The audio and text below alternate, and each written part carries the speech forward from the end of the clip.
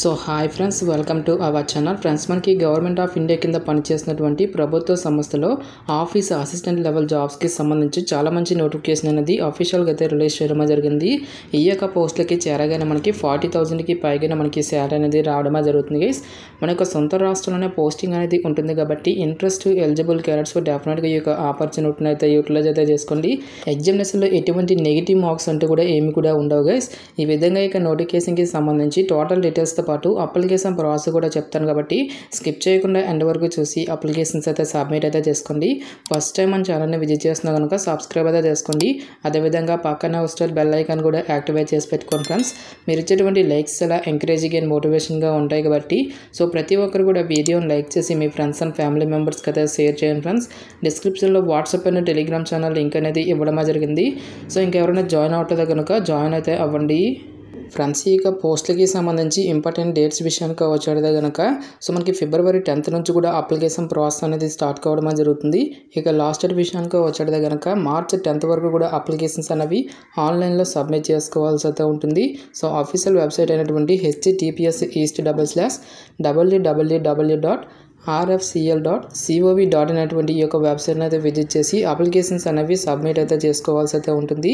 ఈ యొక్క నోటిఫికేషన్కి ఆల్ ఇండియన్ నేషనల్ సిటిజన్స్, మీరు ఏ రాష్ట్రానికి చెందినటువంటి both male and female candidates ఇద్దరు కూడా ఈ యొక్క వేకెన్సీస్కి అప్లై అయితే చేసుకోవచ్చు. నెక్స్ట్ ఈ యొక్క పోస్ట్కి సంబంధించి అప్లికేషన్ ప్రాసెస్ విషయానికి వచ్చేది కనుక ఓన్లీ ఆన్లైన్లోనే అప్లై చేసుకోవాల్సి అయితే ఉంటుంది. అప్లికేషన్ ఫీజుకి సంబంధించినటువంటి డీటెయిల్స్ కనుక చూసుకున్నట్టయితే కనుక SC, ST, PWD, ex service man candidates ఎవరైతే ఉంటారో ఈ యొక్క క్యాండిడేట్స్ అందరూ కూడా ఫ్రీగా అయితే అప్లై అయితే చేసుకోవచ్చు గైస్. ఎటువంటి అప్లికేషన్ ఫీజు అనేది కూడా పే చేయాల్సినటువంటి అవసరం అయితే లేదు. సో రిమైనింగ్ కేటగిరీకి చెందినటువంటి జనరల్, ఓబీసీ, ఈడబ్ల్యూఎస్ క్యాండిడేట్స్ అనేది కనుక 200 రూపీస్ అప్లికేషన్ ఫీజు అనేటువంటి దాన్ని ఆన్లైన్లో పే చేయాల్సి అయితే ఉంటుంది. సో పోస్టుల వరకు ఎసెన్షియల్ ఎడ్యుకేషన్ క్వాలిఫికేషన్ విషయానికి వచ్చేది కనుక ఈ యొక్క నోటిఫికేషన్ ద్వారా మనకి టోటల్గా 8 డిఫరెంట్ టైప్స్ ఆఫ్ పోస్టులతో ఇక నోటిఫికేషన్ అనేది రిలీజ్ చేయడం జరిగింది. ఈ యొక్క వేకెన్సీలో కొన్ని రకాల ఉద్యోగాలకి సంబంధించి ఎక్స్పీరియన్స్ అనేది అడగడం జరుగుతుంది. సో ఎటువంటి ఎక్స్పీరియన్స్ అంటే కూడా ఏమి కూడా ఉండాల్సినటువంటి అవసరం లేకుండా మనము అప్లై చేసుకోదగినటువంటి పోస్టుల గురించి మాత్రమే ఇక వీడియోలో మనం డిస్కస్ అయితే చేద్దాం. సో సీరియల్ నెంబర్ 1లో ఉన్నటువంటి junior engineering assistant grade 2 production విభాగంలో ఉన్నటువంటి పోస్టులకు వచ్చేసరికి ఎవరైతే ఫిజిక్స్, కెమిస్ట్రీ అండ్ మ్యాథమెటిక్స్ అనేది వన్ ఆఫ్ ద సబ్జెక్ట్గా ఉండి బీఎస్సీ కంప్లీట్ చేసినటువంటి క్యాండిడేట్స్ ఇక వేకెన్సీస్కి అప్లై అయితే చేసుకోవచ్చు. సో ఈ యొక్క క్వాలిఫికేషన్ అనేది మీకు లేనట్లయితే కనుక డిప్లొమాలో ఎవరైతే కెమికల్ ఇంజనీరింగ్ కంప్లీట్ చేసినటువంటి క్యాండిడేట్స్ కూడా ఇక జాబ్స్కి అయితే అప్లై అయితే చేసుకోవచ్చు. ఎటువంటి ఎక్స్పీరియన్స్ అంటూ కూడా ఏమి కూడా ఉండాల్సినటువంటి అవసరం అయితే లేదు గైస్.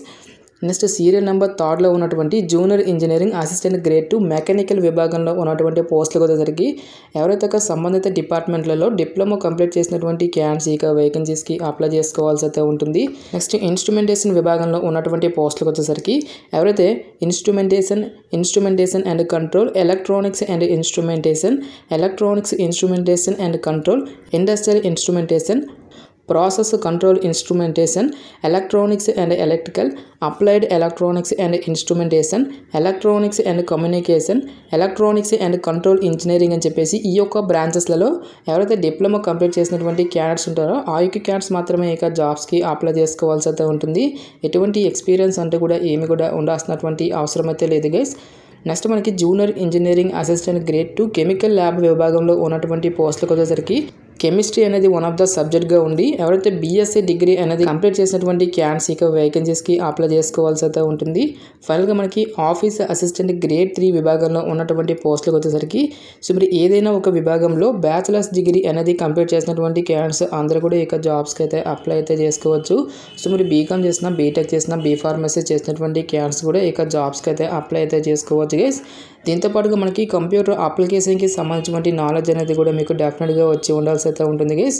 లైక్ మనకి MS office, MS Excel, MS word ఈ విధంగా మనకి కంప్యూటర్ అప్లికేషన్కి సంబంధించినటువంటి నాలెడ్జ్ అనేది మీకు ఉన్నట్లయితే కనుక ముందుగా ప్రిఫరెన్స్ అనేది ఇవ్వడం జరుగుతుంది. ఎటువంటి ఎక్స్పీరియన్స్ అంటే కూడా ఏమి కూడా ఉండాల్సినటువంటి అవసరం అయితే లేదు గైస్. నెక్స్ట్ ఈ యొక్క పోస్ట్లకి అప్లై చేసుకునే మీకు ఉండాల్సినటువంటి ఏజ్ లిమిట్ విషయానికి వచ్చేది కనుక సో మనకి మినిమం ఏజ్ వచ్చేసరికి 18 ఇయర్స్ అయితే కంప్లీట్ అయి ఉండాలి. జనరల్ అభ్యర్థులు అయితే కనుక 30 ఇయర్స్ వరకు కూడా అప్లై అయితే చేసుకోవచ్చు. ఓబీసీ క్యాండిడేట్స్ అయితే కనుక 33 ఇయర్స్ వరకు, ఎస్సీ, ఎస్టీ క్యాండిడేట్స్ అయితే కనుక 35 ఇయర్స్ వరకు కూడా అప్లై చేసుకోవడానికి ఛాన్స్ అనేది కల్పిస్తూ ఉన్నారు.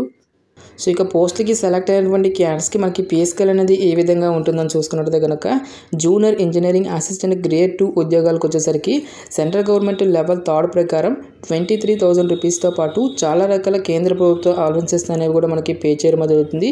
ఈ విధంగా అన్ని అలవెన్సెస్ కలుపుకుంటే మనకి అప్రాక్సిమేట్లీ వచ్చేసరికి 40,000కి పైగానే మనకి శాలరీ అనేది రావడం జరుగుతుంది.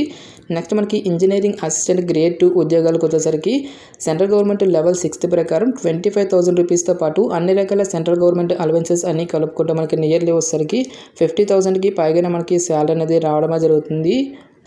నెక్స్ట్ ఇక పోస్టులకి సంబంధించి సెలక్షన్ ప్రాసెస్ అనేది ఏ విధంగా ఉంటుందని చూసుకున్నట్లయితే కనుక కేవలం మనకి ఒకే ఒక రిటన్ టెస్ట్ అనేది కండక్ట్ చేసి ఇక వేకెన్సీస్కి సెలక్షన్ అనేది కంప్లీట్ అయితే చేయడం జరుగుతుంది.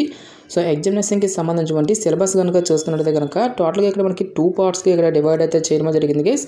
ఫస్ట్ పార్ట్ 1 వచ్చేసరికి మనకి డిసిప్లిన్ రిలేటెడ్గాను, నెక్స్ట్ మనకి సెకండ్ పార్ట్ వచ్చేసరికి యాప్టిట్యూడ్ రిలేటెడ్గా మనకి క్వశ్చన్స్ అనేవి అడగడం జరుగుతుంది. ఇంగ్లీష్ అండ్ హిందీ లాంగ్వేజ్లో మాత్రమే ఇక క్వశ్చన్స్ అనేవి రావడం జరుగుతుంది గైస్. 2 అవర్స్ పాటు కూడా ఇక టెస్ట్ అనేది కండక్ట్ చేయడం జరుగుతుంది. సో 100 క్వశ్చన్స్ వచ్చేసరికి మీరు ఏ విభాగంలో ఇక క్వాలిఫికేషన్ అనేది ఉంటుందో ఒక రెలవెంట్ డిసిప్లిన్ నుంచి 100 మల్టిపుల్ చాయిస్ క్వశ్చన్స్ అనేవి అడగడం జరుగుతుంది. మిగిలినటువంటి ఈ యొక్క 50 మార్క్స్ అనేవి general English, quantitative aptitude, reasoning and general knowledge, general awareness అనేటువంటి ఈ యొక్క టాపిక్స్ నుంచి 50 మల్టిపుల్ చాయిస్ క్వశ్చన్స్ అనేవి అడగడం జరుగుతుంది. ఈ విధంగా మనకి 150 మార్క్స్కి అయితే ఇక ఎగ్జామినేషన్ అనేది ఉంటుంది గైస్. ఎటువంటి నెగిటివ్ మార్కింగ్ అనేటువంటిది కూడా ఉండదు అని చెప్పేసి ఇక్కడ మనకి జాబ్ డీటెయిల్స్లోనే క్లియర్గా మెన్షన్ చేయడం జరిగింది. ఆన్లైన్ ఎగ్జామినేషన్కి సంబంధించిన డేట్స్తో పాటు అడ్మిట్ కార్డ్కి సంబంధించిన డీటెయిల్స్ అన్నింటినీ కూడా అఫీషియల్ వెబ్సైట్లో అనౌన్స్ చేస్తామని చెప్పేసి ఇక్కడ మనకి జాబ్ డీటెయిల్స్లోనే క్లియర్గా ఇవ్వడం జరిగింది. ఎగ్జామినేషన్ సెంటర్స్ విషయానికి వచ్చినట్లయితే కనుక ఆంధ్రప్రదేశ్ అభ్యర్థులు కనుక విజయవాడ, విశాఖపట్నం లొకేషన్లో మనకి ఎగ్జామినేషన్స్ అనేవి కండక్ట్ అయితే చేయడం జరుగుతుంది. తెలంగాణ అభ్యర్థులకి సంబంధించిన డీటెయిల్స్ కనుక చూసుకున్నట్లయితే కనుక హైదరాబాద్, కరీంనగర్, వరంగల్ అనేటువంటి ఈ యొక్క లొకేషన్లో మనకి ఎగ్జామినేషన్స్ అనేవి కండక్ట్ అయితే చేయడం జరుగుతుంది. సో ఇక రిటన్ ఎగ్జామినేషన్ క్లియర్ చేసినటువంటి క్యాండిడేట్స్కి డైరెక్ట్గా మనకి డాక్యుమెంట్ వెరిఫికేషన్ అనేది చేసి ఇక వేకెన్సీస్కి సెలక్షన్ అనేటువంటి కంప్లీట్ అయితే చేయడం జరుగుతుంది గైస్. సో వేకెన్సీ డీటెయిల్స్ కనుక చూసుకున్నట్లయితే కనుక ఈ యొక్క నోటిఫికేషన్ ద్వారా టోటల్గా మనకి 35 ఓపెనింగ్స్తో ఈ యొక్క నోటిఫికేషన్ అనేది రిలీజ్ చేయడం జరిగింది.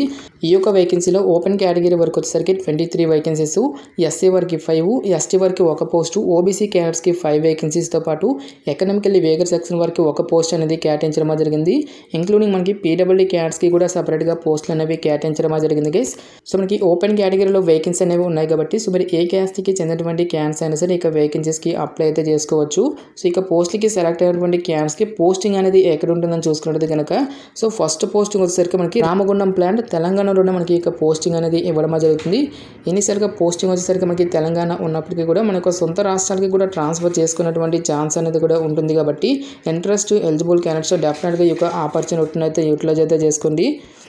గాయస్ మనకి ఈ యొక్క నోటిఫికేషన్ వచ్చేసరికి గవర్నమెంట్ ఆఫ్ ఇండియా కింద పనిచేసినటువంటి Ramagundam fertilisers and chemical limited అనేటువంటి ఈ యొక్క ప్రభుత్వ సంస్థ నుంచి ఆఫీషియల్గా రిలీజ్ అయినటువంటి యొక్క నాన్ ఎగ్జిక్యూటివ్ పోస్టులకి సంబంధించినటువంటి నోటిఫికేషన్ డీటెయిల్స్.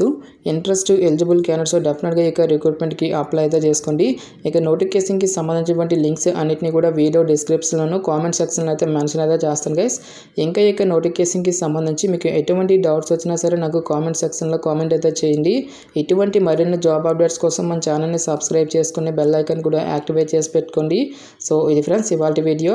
రేపు మరొక మంచి అప్డేట్తో మళ్ళీ మీ ముందుకు రావడం జరుగుతుంది. Thanks for watching. Have a nice day.